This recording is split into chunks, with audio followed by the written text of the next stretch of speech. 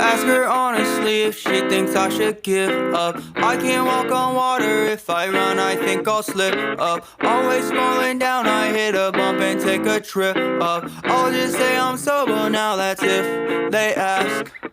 Sucking up pills, just doing. Ayan, after na napahiran ko na po ng ng Beeswax.